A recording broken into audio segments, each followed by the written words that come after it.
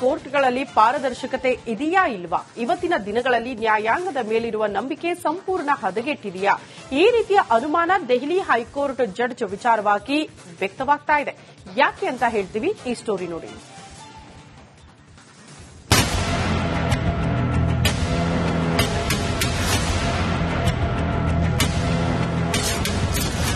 Judge ಮನೆಯಲ್ಲಿ note ಪತ್ತೆ, ತನಿಖೆಗೆ ಕಮಿಟಿ ರಚನೆ.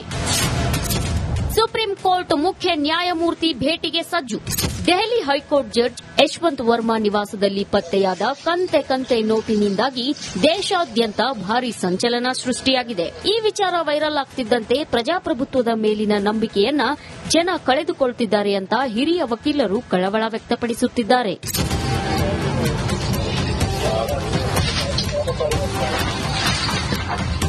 ಪ್ರಜಾಪ್ರಭುತ್ವದ ಮೇಲಿನ ನಂಬಿಕೆಯನ್ನ ಜನ ಕಳೆದುಕೊಳ್ಳುತ್ತಿದ್ದಾರೆ. ಹೀಗಾಗಿ ಕರ್ನಾಟಕ ವಕೀಲರ ಸಂಘ ನಾಳೆ ಜನರಲ್ ಮೀಟಿಂಗ್ ಕರೆದಿದೆ.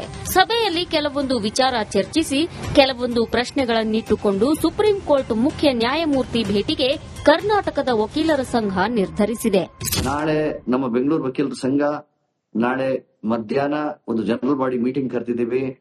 ಈ ನಿಟ್ಟಿನಲ್ಲಿ ನ್ಯಾಯಾಂಗ ವ್ಯವಸ್ಥೆಯನ್ನ ಹೇಗೆ, ಅದರ ನೈರ್ಮಲ್ಯವನ್ನ ಹೇಗೆ ಕಾಪಾಡಬೇಕು, ಪಾರದರ್ಶಕತೆಯನ್ನು ಹೇಗೆ ಕಾಪಾಡಬೇಕು ಅನ್ನೋದ್ರ ಬಗ್ಗೆ ಬಹಳಷ್ಟು ಪ್ರಶ್ನೆಗಳೆತ್ತಿ ನಮ್ಮ ಭಾರತೀಯ ಸರ್ವೋಚ್ಚ ನ್ಯಾಯಾಲಯದ ಮುಖ್ಯ ನ್ಯಾಯಮೂರ್ತಿಗಳಾದ ಸಂಜಯ್ ಖನ್ನಾ ಅವರಿಗೆ ಹಲವಾರು ನಾವು ಅಹವಾಲುಗಳನ್ನ ಮಾಡಲಿದ್ದೇವೆ, ಡಿಮ್ಯಾಂಡ್ಸ್ ನ ಅವ್ರ ಮುಂದೆ ಇಡ್ಲಿದ್ದೇವೆ. ಒಂದೇನಂತಂದ್ರೆ, ಈಗ ನ್ಯಾಯಾಂಗ ವ್ಯವಸ್ಥೆನಲ್ಲಿ ಮುಂದಿನ ದಿನಗಳಲ್ಲಿ ಪಾರದರ್ಶಕತೆಯನ್ನು ಕಾಪಾಡಬೇಕಂದ್ರೆ, ಭ್ರಷ್ಟಾಚಾರವನ್ನು ತೆಗಿಬೇಕಂತಂದ್ರೆ ನಾವು ಬಹಳಷ್ಟು ಬದಲಾವಣೆಗಳು ಮಾಡಬೇಕು.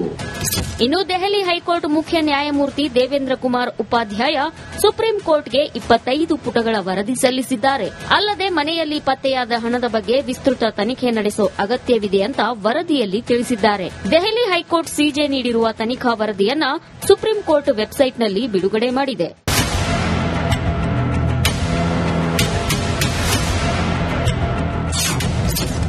ಸದಸ್ಯ ತನಿಖಾ ಸಮಿತಿ ರಚಿಸಿದ ಸುಪ್ರೀಂ ಕೋರ್ಟ್ ಈ ಪ್ರಕರಣಕ್ಕೆ ಸಂಬಂಧಿಸಿದಂತೆ ಪಂಜಾಬ್ ಮತ್ತು ಹರಿಯಾಣ ಹೈಕೋರ್ಟ್ನ ಮುಖ್ಯ ನ್ಯಾಯಮೂರ್ತಿ ಶೀಲ್ ನಾಗು, ಹಿಮಾಚಲ ಪ್ರದೇಶದ ಹೈಕೋರ್ಟ್ನ ಮುಖ್ಯ ನ್ಯಾಯಮೂರ್ತಿ ಜಿಎಸ್ ಸಂಧವಾಲಿಯಾ ಮತ್ತು ಕರ್ನಾಟಕ ಹೈಕೋರ್ಟ್ನ ನ್ಯಾಯಾಧೀಶರಾದ ಅನು ಶಿವರಾಮನ್ ಒಳಗೊಂಡ ತ್ರಿಸದಸ್ಯ ತನಿಖಾ ಸಮಿತಿಯನ್ನ ಸುಪ್ರೀಂ ಕೋರ್ಟ್ ರಚಿಸಿದೆ. ಇನ್ನು ಈ ರೀತಿಯ ಘಟನೆಗಳಿಂದ ಸಾರ್ವಜನಿಕರಿಗೆ ಪ್ರಜಾಪ್ರಭುತ್ವದ ಮೇಲಿರೋ ನಂಬಿಕೆ ಹೋಗುತ್ತೆ ಅಂತ ಅಲಹಾಬಾದ್ ಹೈಕೋರ್ಟ್ ವಕೀಲರ ಸಂಘದ ಅಧ್ಯಕ್ಷ ಅನಿಲ್ ತಿವಾರಿ ಹೇಳಿದ್ದಾರೆ. Action should be taken in accordance with the principles of natural justice. He should be given an opportunity to explain himself. It's not a question. Question is perception. What perception is being given to public at large? This is the question. Whether this perception which is being given by the Supreme Court administration is being looked upon by public at large with confidence. ಈ ಎಲ್ಲ ಆರೋಪವನ್ನ Delhi judge Yashwant Verma ಅಲ್ಲಗಳೆದಿದ್ದಾರೆ. ಆದರೆ ಈ ಪ್ರಕರಣ ದೇಶಾದ್ಯಂತ ಭಾರೀ ಸಂಚಲನ ಉಂಟು ಮಾಡಿದೆ. ಮುಂದೆ ಯಾವ ಹಂತ ತಲುಪುತ್ತೋ ನೋಡಬೇಕು. Bureau report, republic Kannada. ಎಲ್ಲಾ ರೀತಿಯ ಕೋರ್ಟ್ಗಳಲ್ಲಿ ಪಾರದರ್ಶಕತೆ ಇದೆಯಾ ಇಲ್ವಾ? ಇವತ್ತಿನ ದಿನಗಳಲ್ಲಿ ನ್ಯಾಯಾಂಗದ ಮೇಲಿರುವ ನಂಬಿಕೆ ಸಂಪೂರ್ಣ ಹದಗೆಟ್ಟಿದೆಯಾ? ಈ ರೀತಿಯ ಅನುಮಾನ ದೆಹಲಿ ಹೈಕೋರ್ಟ್ ಜಡ್ಜ್ ವಿಚಾರವಾಗಿ ವ್ಯಕ್ತವಾಗ್ತಾ ಇದೆ. ಯಾಕೆ ಅಂತ ಹೇಳ್ತೀವಿ, ಈ ಸ್ಟೋರಿ ನೋಡಿ.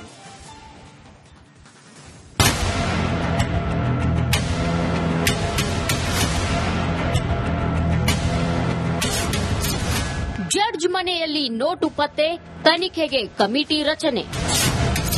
ಸುಪ್ರೀಂ ಕೋರ್ಟ್ ಮುಖ್ಯ ನ್ಯಾಯಮೂರ್ತಿ ಭೇಟಿಗೆ ಸಜ್ಜು.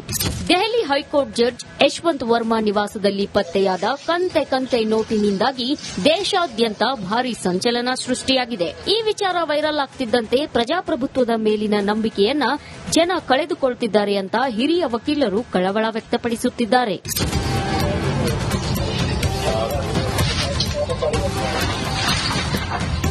ಪ್ರಜಾಪ್ರಭುತ್ವದ ಮೇಲಿನ ನಂಬಿಕೆಯನ್ನ ಜನ ಕಳೆದುಕೊಳ್ಳುತ್ತಿದ್ದಾರೆ. ಹೀಗಾಗಿ ಕರ್ನಾಟಕ ವಕೀಲರ ಸಂಘ ನಾಳೆ ಜನರಲ್ ಮೀಟಿಂಗ್ ಕರೆದಿದೆ. ಸಭೆಯಲ್ಲಿ ಕೆಲವೊಂದು ವಿಚಾರ ಚರ್ಚಿಸಿ ಕೆಲವೊಂದು ಪ್ರಶ್ನೆಗಳನ್ನಿಟ್ಟುಕೊಂಡು ಸುಪ್ರೀಂ ಕೋರ್ಟ್ ಮುಖ್ಯ ನ್ಯಾಯಮೂರ್ತಿ ಭೇಟಿಗೆ ಕರ್ನಾಟಕದ ವಕೀಲರ ಸಂಘ ನಿರ್ಧರಿಸಿದೆ. ನಾಳೆ ನಮ್ಮ ಬೆಂಗಳೂರು ವಕೀಲರ ಸಂಘ ನಾಳೆ ಮಧ್ಯಾಹ್ನ ಒಂದು ಜನರಲ್ ಬಾಡಿ ಮೀಟಿಂಗ್ ಕರೆದಿದ್ದೀವಿ. ಈ ನಿಟ್ಟಿನಲ್ಲಿ ನ್ಯಾಯಾಂಗ ವ್ಯವಸ್ಥೆಯನ್ನ ಹೇಗೆ, ಅದರ ನೈರ್ಮಲ್ಯವನ್ನ ಹೇಗೆ ಕಾಪಾಡಬೇಕು, ಪಾರದರ್ಶಕತೆಯನ್ನು ಹೇಗೆ ಕಾಪಾಡಬೇಕು ಅನ್ನೋದ್ರ ಬಗ್ಗೆ ಬಹಳಷ್ಟು ಪ್ರಶ್ನೆಗಳೆತ್ತಿ ನಮ್ಮ ಭಾರತೀಯ ಸರ್ವೋಚ್ಚ ನ್ಯಾಯಾಲಯದ ಮುಖ್ಯ ನ್ಯಾಯಮೂರ್ತಿಗಳಾದ ಸಂಜಯ್ ಖನ್ನಾ ಅವ್ರಿಗೆ ಹಲವಾರು ನಾವು ಅಹವಾಲುಗಳನ್ನ ಮಾಡಲಿದ್ದೇವೆ, ಡಿಮ್ಯಾಂಡ್ಸ್ ನ ಅವ್ರ ಮುಂದೆ ಇಡ್ಲಿದ್ದೇವೆ. ಒಂದೇನಂತಂದ್ರೆ, ಈಗ ನ್ಯಾಯಾಂಗ ವ್ಯವಸ್ಥೆನಲ್ಲಿ ಮುಂದಿನ ದಿನಗಳಲ್ಲಿ ಪಾರದರ್ಶಕತೆಯನ್ನು ಕಾಪಾಡಬೇಕಂದ್ರೆ, ಭ್ರಷ್ಟಾಚಾರವನ್ನು ತೆಗಿಬೇಕಂತಂದ್ರೆ ನಾವು ಬಹಳಷ್ಟು ಬದಲಾವಣೆಗಳು ಮಾಡಬೇಕು.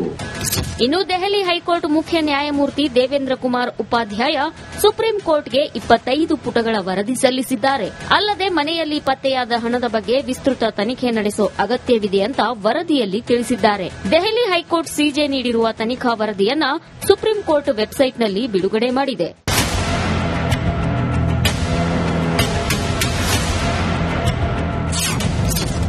ಸದಸ್ಯ ತನಿಖಾ ಸಮಿತಿ ರಚಿಸಿದ ಸುಪ್ರೀಂ ಕೋರ್ಟ್ ಈ ಪ್ರಕರಣಕ್ಕೆ ಸಂಬಂಧಿಸಿದಂತೆ ಪಂಜಾಬ್ ಮತ್ತು ಹರಿಯಾಣ ಹೈಕೋರ್ಟ್ನ ಮುಖ್ಯ ನ್ಯಾಯಮೂರ್ತಿ ಶೀಲ್ ನಾಗು, ಹಿಮಾಚಲ ಪ್ರದೇಶದ ಹೈಕೋರ್ಟ್ನ ಮುಖ್ಯ ನ್ಯಾಯಮೂರ್ತಿ ಜಿಎಸ್ ಸಂಧವಾಲಿಯಾ ಮತ್ತು ಕರ್ನಾಟಕ ಹೈಕೋರ್ಟ್ನ ನ್ಯಾಯಾಧೀಶರಾದ ಅನು ಶಿವರಾಮನ್ ಒಳಗೊಂಡ ತ್ರಿಸದಸ್ಯ ತನಿಖಾ ಸಮಿತಿಯನ್ನ ಸುಪ್ರೀಂ ಕೋರ್ಟ್ ರಚಿಸಿದೆ.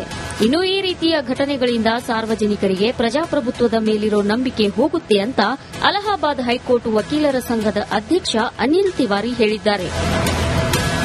Action should be taken. Action should be taken in accordance with the principles of natural justice. He should be given an opportunity to explain himself. It's not a question. Question is perception. What perception is being given to public at large? This is the question. Whether this perception which is being given by the Supreme Court administration is being looked upon by public at large with confidence. ಈ ಎಲ್ಲ ಆರೋಪವನ್ನ Delhi judge Yashwant Verma ಅಲ್ಲಗಳೆದಿದ್ದಾರೆ. ಆದರೆ ಈ ಪ್ರಕರಣ ದೇಶಾದ್ಯಂತ ಭಾರೀ ಸಂಚಲನ ಉಂಟು ಮಾಡಿದೆ. ಮುಂದೆ ಯಾವ ಹಂತ ತಲುಪುತ್ತೋ ನೋಡಬೇಕು. Bureau report, republic Kannada. ಏನ್ ಪ್ರಾಬ್ಲಮ್ ಇಲ್ಲ ಏರಿಯಾದಲ್ಲಿ? ಏನ್ ಪ್ರಾಬ್ಲಮ್? ಏನ್ ನಿಮ್ ಪ್ರಾಬ್ಲಮ್? ಇದೆಲ್ಲ ಪ್ರಾಬ್ಲಮ್ ಆಯ್ತಿಲ್ಲ ಹೇಳಿ. ಏನ್ರಿ ನಿಮ್ ಪ್ರಾಬ್ಲಮ್? ಏನ್ ನಿಮ್ ಪ್ರಾಬ್ಲಮ್ ಅಂತ ಹೇಳಿ. ಯಾರಪ್ಪ ನಗರಕ್ಕೆ? ಗಾಂಧಿನಗರ, ದಾಸರಹಳ್ಳಿ, ರಾಜರಾಜೇಶ್ವರಿ ನಗರ, ಚಾಮರಾಜಪೇಟೆ, ಹುಬ್ಬಳ್ಳಿ, ಚನ್ನಮರುತ್ತದ, ಮೈಸೂರಿಗೆ ಬಂದಿರೋದು. ಬ್ಯಾಡಗಿ ತಾಲೂಕಿಗೆ ನಾವು ಬಂದಿವ್ರಿ. ಸರ್ ಹೇಳಿ ಸರ್, ಏನ್ ಪ್ರಾಬ್ಲಮ್? ನಿಮ್ ಎಮ್ಎಲ್ಎ ಹೆಂಗೆ? ಏನೆಲ್ಲ ಸಮಸ್ಯೆಗಳು? ಏನ್ ಕಥೆಯಲ್ಲಿ ಬಂತ? ಯಾಯಪ್ಪ ಯಾವತ್ತೂ ಬಂದಿಲ್ಲ. 2 months ಇಂದ ನೀರಿಲ್ಲ. ಟ್ಯಾಂಕರ್ ಬರ್ಬೇಕಾದ್ರೆ ರೋಡ್ ಸರಿ ಇಲ್ಲ ಅಂತ ಯಾರ ಹತ್ರ ಹೋಗಿ ಹೇಳೋದಕ್ಕೆ ನಮ್ಗೆ ಯಾರು ಇಲ್ಲ. ಕಿತ್ತೋದ್ರೆ ಏನ್ ಅಲ್ಲ ಹಾಳಾಗೋದ್ರು ಇದು ಯಾರು ನೋಡರೇ ಗತಿ ಇಲ್ಲ. ನಾವಿದ್ದೀವಿ ಅಂತಾರೆ. ಇವಾಗ ಯಾರು ಎಮ್ಎಲ್ಎ ಮಗ ಒಂದ್ ದಿವಸಾನು ಬಂದಿಲ್ಲ. ಫುಲ್ ಸ್ಟ್ಯಾಂಡರ್ಡ್ ಲಕ್ಸುರಿಯಸ್ ಬೆಡ್ರೂಮ್ ಐತ್ರಿ ಅದು. Taj West End tradition blue. Meeting ನಿಮ್ದು ಮೀಟಿಂಗ್ ಇಲ್ಲಿ ಮಾಡ್ರಿ. ಇಷ್ಟು ವರ್ಷ ಆಯ್ತು, ಇದಕ್ಕೆಲ್ಲ ಯಾರು ಸರ್ ಜವಾಬ್ದಾರಿ? 2,000 ರೂಪಾಯಿ ಬ್ಯಾಂಕ್ ಹೋಗ್ತೀನಿ ಬರ್ತಾ ಇದ್ದೀನಿ. ಬ್ಯಾಂಕಿಗೆ ಹೋಗ್ತೀನಿ ಬರ್ತೀರಿ 2,000 ಮಾತ್ರ ಬರ್ತಾ ಇಲ್ಲ. 2,000 ನಂದು ಹೊಂಟೈತು. ನಿಲ್ ಮೇಲೆ ಭಾರಿ ಐಟ್ ಅದು ಮಾರಿ. ಬರಲ್ಲ ಕಣ್ರಿ ಸರ್. ರಾತ್ರಿ 1 ಗಂಟೆವರೆಗೂ ಎಣ್ಣೆ ಅಂಗಡಿ ತೆಗಿಬೇಕಾದ್ರೆ ಬೆಳಿಗ್ಗೆ 4 ಗಂಟೆವರೆಗೂ ತೆಗಿಬೋದಲ್ಲ. ಮಗನೂ ನೋಡಲ್ಲ, ಯಾರು ನೋಡಲ್ಲ. ನಾನು ಒಬ್ಬಳು ನೋಡ್ಸ್ಕೊಂತೀರಜ್ಜ. ಮೊಮ್ಮಕ್ಕಳಿಗೆ ಅಮ್ಮ ಅಪ್ಪ ಇಲ್ಲ, ಅವರು ನೋಡಿ ಬರ್ತಾ ಇದೀವಿ. ದೇವರು ಬಿಟ್ಟಂಗೆ ಆಗುತ್ತೆ.